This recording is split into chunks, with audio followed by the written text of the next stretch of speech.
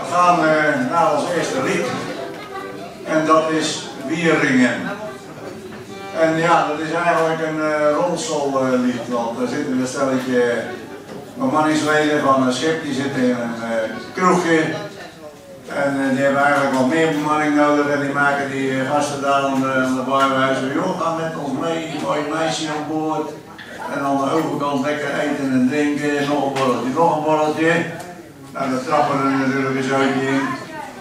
En die gaan mee op die boot. En die worden niet op het oceaan, worden ze weer wakker en voorlopig zijn ze al 1,5 jaar zijn ze lekker aan het werk op het schip. Wieringen.